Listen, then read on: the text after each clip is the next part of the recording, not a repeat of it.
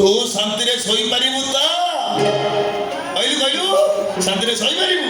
ବିଶ୍ୱାସ କର ଭଗିଆ, ଏତେ ଦିନ ପରେ ମୁଁ ଆଜି ଟିକେ ଶାନ୍ତିରେ ଶୋଇବି ରେ। ଜମା ଶୋଇପାରିବୁ ନାହିଁ। ଖାଲି ରାତା ଭିତରେ ଖାଲି ପକା କହୁ। ତୋର ମନେ ପଡ଼ିବ ଭଉୟାଟା ମୋର ବଡ଼ ଖିଆଟା।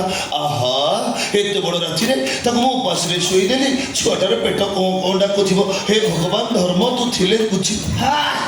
ଧର୍ମ ଥିଲେ ଧର୍ମ ଥିଲେ ବୁଝିବୁ। ପୁଅ ଯାଇକି ମଦ ପିଇକି ବୁଲିଛି ରେ ଧର୍ମ, ତୁ ବୁଝିବୁ।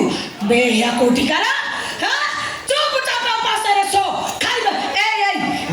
ତମେ ଚାଲ, ତମ ଗୋଡ଼ ହାତ ଟିକେ ଚିପି ଚାପି ଦେଲେ ମୁଁ ଶୋଇବି। ସକାଳୁ ମୋର ଢେର କାମ।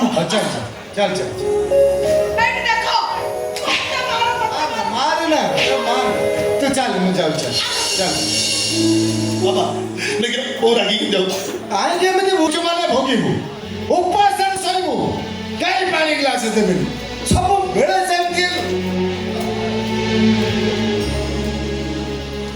ହେ ଭଗବାନ, ସକାଳୁ ନାଲି ଚା ଟିକେ ପିଇକି ଯାଇଥିଲି। ଭାବିଥିଲି ଘରକୁ ଯିବି, ଶାନ୍ତିରେ ଟିକେ ପେଟ ପୁରା ଖାଇକି ଶୋଇବି। ସେ ପାଠ ହେଲା ନାହିଁ। ଆଜି ରାତିରେ ଉପାସରେ ଶୋଇବାକୁ ପଡ଼ିବ। ହଉ ଶୋଇବା।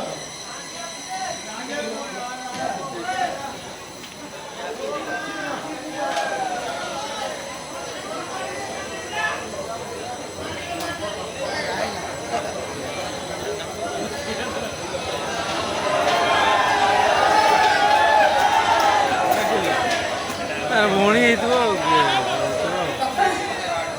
ବାପା ଉଠ, ବାପା।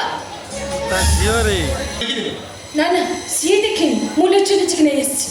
ତୋ ସାହସକୁ ମାନିଲି। ଆଉ ତୁ କାହିଁକି କାମ କରୁଛୁ? ତୁ ଯା ଭିତରକୁ ଯା, ସେ ଦେଖିଲେ ରାଗିବ। ସେ ରାଗିବ ବୋଲି ମୋ ବାପା କ'ଣ ଉପାସରେ ଶୋଇବେ? ତମେ ଆ କର ବାପା, ମୁଁ ତମକୁ ଖୁଆଇଦେବି। ଯେମିତି ତମ ବୋଉ ତମକୁ ଖୁଆଇଦିଏ, ଠିକ୍ ସେମିତି ଖୁଆଇଦେବି।